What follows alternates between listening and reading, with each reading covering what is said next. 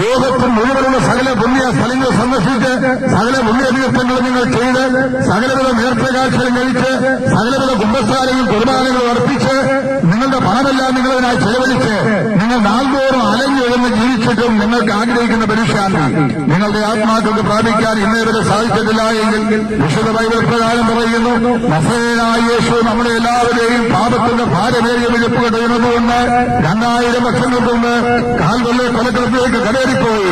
ലോകത്തിൽ എന്റെയും നിങ്ങളുടെയും മാത്രമല്ല സർവകാല മനുഷ്യന്റെയും പാപത്തിന്റെ പരിഹാരത്തിനായി കാൽവല്ലെ ക്രൂശിൽ അവൻ ഉറച്ച നിലവുകളെ താമേ വിട്ടു. നമ്മുടെ പാപത്തിന്റെ പരിഹാരത്തിനായി ക്രൂശിന്മേൽ ദൈവസന്നിധി യാഗമായി പോകുന്നു. ആ കർത്താവായ യേശു പറയുകയാണ്, നിങ്ങളുടെ പാപങ്ങൾക്കുള്ള ഏക മോചനം കർത്താവായ യേശുക്രിസ്തുവിന്റെ രക്തമാണ്. അവന്റെ പുത്രനായ യേശുവിന്റെ രക്തം സകല പാപവും പോക്കി നമ്മെ ശുദ്ധീകരിക്കുന്നു. ലോകത്തിലെ ഒരു പുണ്യനദിക്കും നമ്മുടെ പാപങ്ങളെ കഴുകിക്കളയുവാൻ സാധിക്കത്തില്ല. മനുഷ്യൻ കഴിക്കുന്ന യാതൊരു യാഗങ്ങൾക്കും ഒരിക്കലും പാപത്തിന് പരിഹാരം വരുത്തുവാൻ കഴിയുകയില്ല. നമ്മുടെ ഈ മലയാളക്കരയിൽ ജീവിച്ചിരുന്ന മഹാനായ സുകുമാരനിക്കോട് എന്ന് പറയുന്ന സാഹിത്യകാരൻ, അദ്ദേഹം എഴുതിയ തത്വമസി എന്ന് പറയുന്ന മഹത്തായ ഒരു ഗ്രന്ഥമുണ്ട്. ആ ഗ്രന്ഥത്തിൽ അദ്ദേഹം ഇപ്രകാരം പറയുന്നു, ആർഷിക ഭാരതത്തിലെ ഋഷീശന്മാർ ഗാന്ധാരി മുതൽ ഇന്ത്യ വരെയുള്ള ഭൂപ്രദേശങ്ങളിൽ കെട്ടിപ്പൊക്കിയ യജ്ഞമുണ്ടെങ്കിൽ ആയിരക്കണക്കിന് 10,000-കണക്കിന് അജമേധങ്ങളും അശ്വമേധങ്ങളും ഭാരതീയ ജനതയുടെ പാപത്തിന്റെ പരിഹാരത്തിന് വേണ്ടി അർപ്പിക്കുകയുണ്ടായി.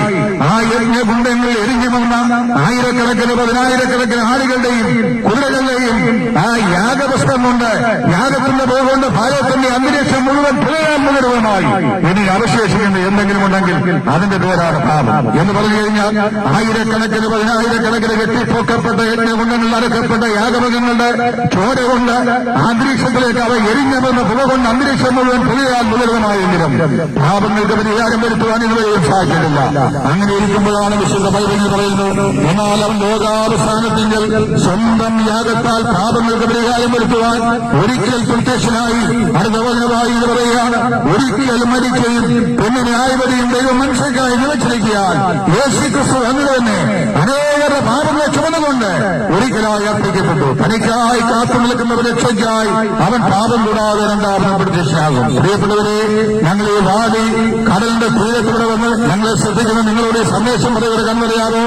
നമ്മുടെ എല്ലാവരുടെയും പാപത്തിന്റെ പരിഹാരത്തിനായി 2000 വർഷങ്ങൾ കൊണ്ട് ലോകത്തിൽ അവതരിച്ച കർത്താവായ യേശു, നമ്മുടെ പാപങ്ങളെ ചുമന്ന ക്രൂശിന്മേൽക്കായി നമുക്കായി മരണം വരിച്ച കർത്താവായ യേശു ഇതാ കാലാകാലങ്ങളിലായി തന്നെ രക്ഷിതാവും കർത്താവുമായി സ്വീകരിച്ച് യേശുക്രിസ്തുവിന്റെ കാൽവരിയിലെ മരണത്താൽ പാപങ്ങൾക്ക് മോചനം പ്രാപിച്ച വിശുദ്ധന്മാരായ ആളുകളെ ചേർക്കുവാൻ അനധിദൂര ഭാവിയിൽ ആകാശത്തിലായി പ്രത്യക്ഷപ്പെടാൻ പോവുകയാണ്.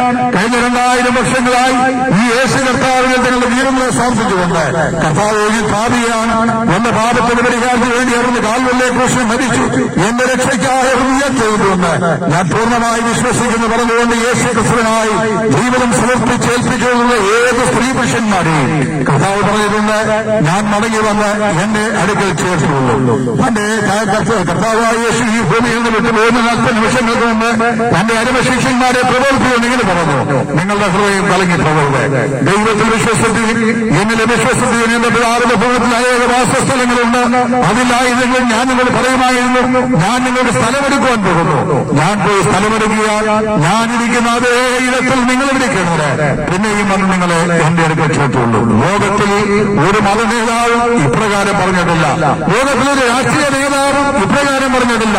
നമ്മുടെ രാഷ്ട്രീയ നേതാക്കന്മാരെല്ലാം തങ്ങളിരിക്കുന്ന അതേ കസേര അടുത്ത ഇലക്ഷനിൽ അവർക്ക് തന്നെ ഉറപ്പിക്കാനുള്ള വ്യഗ്രതയിലാണ് അവർ അപ്രകാരം ചെയ്തുകൊണ്ടിരിക്കുന്നത്. എന്നാൽ യേശു ക്രിസ്തു പ്രകാരം പറഞ്ഞു, എന്നിൽ വിശ്വസിക്കുന്നവരെ ഞാൻ ഒരു നാളും തള്ളിക്കളയുകയില്ല, ഞാൻ മടങ്ങി വരും, ഞാനവരെ കൈക്കൊള്ളും, ഞാനവരെ കൈക്കൊണ്ടാൽ ഞാനിരിക്കുന്ന അതേ ഇടത്തിൽ അതേ കസേരയിൽ ഞാൻ അവരെ ഇരുത്തും. മാത്രമല്ല എന്നോടൊപ്പം സമാധാനം നൽകി, എന്നോടൊപ്പം സന്തോഷം നൽകി, എന്നോടൊപ്പം സംതൃപ്തി നൽകി, എന്നോടൊപ്പം ഭാഗ്യമായ പ്രത്യാശ നൽകി, എന്നോടൊപ്പം ഭാഗ്യമായ തേജസ് നൽകി, ഞാനായിരിക്കുന്ന ഇടത്തിൽ അവരെയും ഇരുത്തും. പ്രിയപ്പെട്ടവരെ, നിങ്ങൾക്ക് രക്ഷ സൗജന്യമാണ്.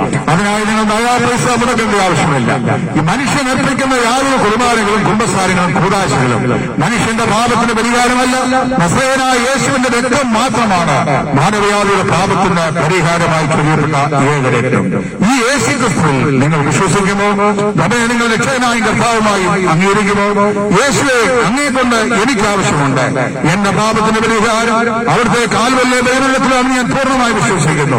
അങ്ങേക്കായി എന്റെ ജീവിതം ഞാൻ സമർപ്പിച്ചേൽപ്പിക്കുന്നു എന്ന് പറഞ്ഞുകൊണ്ട് യേശുവിനായി നിങ്ങളുടെ ജീവിത സന്ധ്യായാമത്തിൽ നിങ്ങൾ സമർപ്പിച്ചുവെങ്കിൽ നിങ്ങൾ മതം മാറേണ്ട, പേര് മാറേണ്ട, പള്ളി മാറേണ്ട, നിങ്ങളുടെ ജീവിതത്തിൽ മറ്റ് യാതൊന്നും നിങ്ങൾ ചെയ്യേണ്ട, ഒരു നേർച്ചകാഴ്ച നിങ്ങൾ നൽകേണ്ട, യാതൊരു കുമ്പസാരങ്ങളും കൂടാശകളും കുർബാനകളും നിങ്ങൾ ഒപ്പിക്കേണ്ട.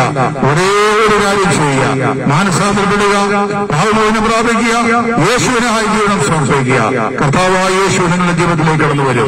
വിശുദ്ധ വേദപുസ്തകത്തിലെ പുസ്തകമായ വെളിപ്പാട് പുസ്തകം 3-ാം അധ്യായത്തിന്റെ 20-ാം വാക്യങ്ങൾ അത് ഉത്തരത്തോട് ഞാൻ പര്യവസാനിപ്പിക്കാൻ ആഗ്രഹിക്കുക.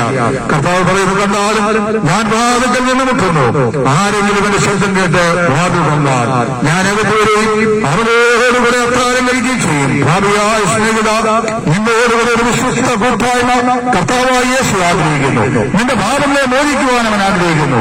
നിന്റെ ജീവിതത്തിന്റെ പരിവർത്തനമുണ്ടായി കാണുവാൻ അവൻ ആഗ്രഹിക്കുന്നു. മദ്യത്തിനും മയക്കുമരുന്നിനും കഞ്ചാവിനും ജീവിതത്തിലെ മറ്റ് യാതൊരു മാലിന്യങ്ങൾക്കും മലിനമായ സ്വഭാവങ്ങൾക്കും ഒരിക്കലും തൃപ്തിപ്പെടുത്താൻ കഴിയാത്ത ഹൃദയത്തിന്റെ നൈരാശ്യപ്പെട്ട ജീവിതഗതിയെ മാറ്റിമറിക്കുവാൻ യേശു ക്രിസ്തുവിന് സാധിക്കും.